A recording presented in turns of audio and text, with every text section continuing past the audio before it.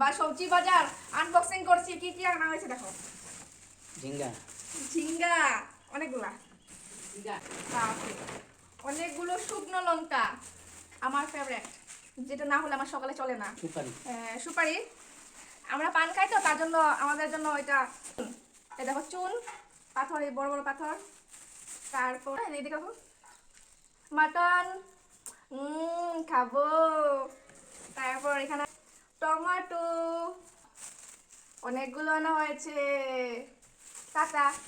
Hello everyone, কেমন আছো সবাই? আই হোপ সবাই ভালো আছো। আজকে সকাল সকাল আমি বানাবো ভাত ভাজা, কারণ আমাদের ঘরে অনেক কাজ চলছে, তার জন্য আমি ভাত ভাজা শর্টকাটে বানিয়ে ফেলবো। নিয়েছি দুটো ডিম। আমি কিন্তু ব্লগ ভিডিও করা ছেড়েই দিয়েছি বলতে পারো, অনেক দিন পর একটা ব্লগ ভিডিও আপলোড করছি, তবু ভিডিওটা করা ছিল অনেক দিন আগের, পড়েছিল মোবাইলে, তাই আমি ভাবলাম যে এডিট করে আপলোড করে দিই। আর এখান থেকে আমি তেল দিয়ে দিয়েছি, তেলটা একটু নাড়াচাড়া করে দিই, নাহলে ভাতটা লেগে যাবে। তেলটা নাড়াচাড়া হয়ে গেলে এখানে দিয়ে দিব দুটো পেঁয়াজ, কাঁচা লঙ্কা কুচি, যা যা কেটে রেখেছিলাম সেগুলো সব দিয়ে দিব। শর্টকাটেই বানিয়ে ফেলবো, কারণ শর্টকাটে যা হয় তাই খেয়ে ফেলবো, কারণ আমাদের ঘরে রান্নাঘরে সব দিকেই কাজ চলছে। আর একদিকে দিনের যা অবস্থা, একদমই ভালো না, কখন ভালো কখন খারাপ কিছুই বলা যায় না। মানুষের মনের মতো কখন ভালো থাকে কখন খারাপ হয়ে যায় কিছুই বলা যায় না। হঠাৎ করে বাইরে থেকে ডাকছে, কে যেন ডাকছে, গিয়ে দেখি আমার পার্সেল এসেছে, তাই ভাবলাম তোমাদের সাথে একটু শেয়ার করি। একটা মামা আর্থের ফেস ওয়াশ একটা অর্ডার দিয়েছিলাম। আমার মুখে যাই লাগানো হয় তাতেই আমার পিম্পলস হয়ে যায়, কিছুই শ্যুট করে না, তাই ভাবলাম মামা আর্থের ফেস ওয়াশটা লাগিয়ে দেখি যদি শ্যুট করে। একদম সত্যি সত্যি বন্ধুরা, আমি 2-3 দিন ইউজ করে খুব খুব খুব খুব ভালো পেয়েছি। তোমরা যদি আনতে চাও তাহলে আনতে পারো, মামা আর্থের রাইস ফেস ওয়াশ, এটা অনেক ভালো। তোমরা যারা যারা ইউজ করেছো তারা তো জানোই, আর যারা এখনো ইউজ করোনি তারা একবার এনে দেখতে পারো। আর এদিকে আমার দেখো ভাত ভাজাটা হয়ে গেছে, আমি বসিয়ে চলে গেছিলাম পার্সেলটা দেখানোর জন্য।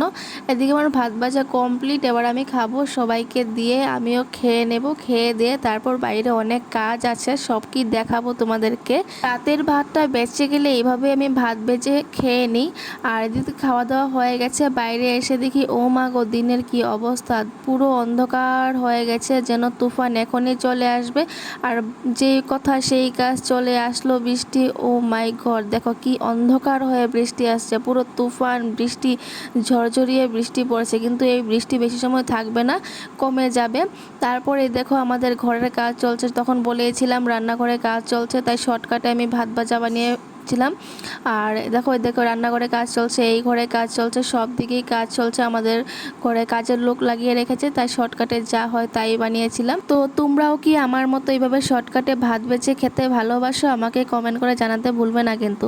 তারপর বিকালে গিয়েছিলাম একটা বান্ধবীর বাসায়, সে মেহেন্দি পরবে, তার বিয়ে ছিল, তার জন্য এখানে গিয়েছিলাম মেহেন্দি আঁকতে। আমি আঁকিনি, আমার লগের আরেকজন বান্ধবী এঁকে দিয়েছিল তাকে, সেখানে গিয়েছিলাম। সেখান থেকে এসে তারপরে আবার বিকালবেলা আমি সন্ধ্যার সময় গিয়েছিলাম আমি হনুমান মেলাতে। আমাদের এখানে হনুমান মেলা অনেক বড় করে হয়, আমি নগাঁওতে থাকি, আমাদের এখানে অনেক বড় করে হনুমান মেলা হয়। যারা যারা আমাকে চেনো তারা তো জানোই, আর যারা যারা চেনো না তাহলে জেনে নাও।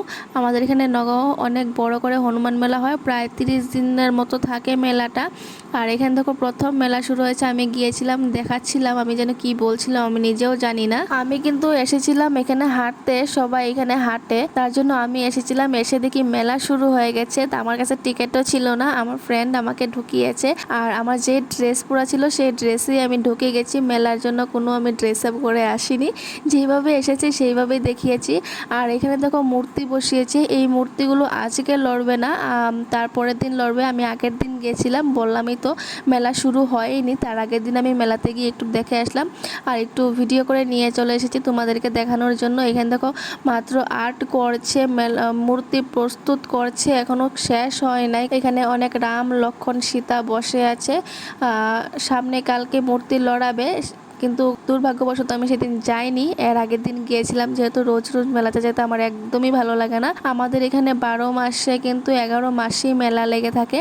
আর এখান থেকে হনুমান যেখানে মন্দির আছে সেই মন্দিরটা ডেকোরেট করছে, অনেক সুন্দর করে কিন্তু ডেকোরেট করছে, সবাই এখানে বসে আছে। আর এখানে কি পাতা দিয়ে যেন সাজাচ্ছে হনুমান মূর্তিটা। আর এদিকে লাইটিং এর কাজ চলছে। এদিকে মা দেখো একজন ভিখারি বসে আছিল, মা ভিখারিকে মিষ্টি মুষ্টি কিনে দিয়েছে। এই বৃদ্ধ মানুষটাকে দেখে কিন্তু অনেক খারাপ লেগেছিল, তাই মা টাকা দিয়েছিল কিন্তু সে টাকা নিচ্ছিল না, বলছিল যে খিদে লেগেছে ও খাবে। তার জন্য মা ওকে মিষ্টি, কলা, জল যা পেরেছে তাই কিনে দিয়েছে। কিনে দেওয়ার পর আমরা এখানে আবার চলে এসেছি শাখার দোকানে। এটা বলে 100 টাকা করে শাখা বিক্রি হচ্ছে। সত্যি কি এটা শঙ্খের শাখা? শঙ্খের শাখা কি 100 টাকা করে বিক্রি হয়? তোমরা একটু কমেন্ট করে জানাবে তো, শঙ্খের শাখা কি সত্যি 100 টাকা করে হয়? এখানে তো দেখে শাখাগুলো অনেক সুন্দর লাগছে কিন্তু শাখাগুলো নষ্ট হয়ে যাবে।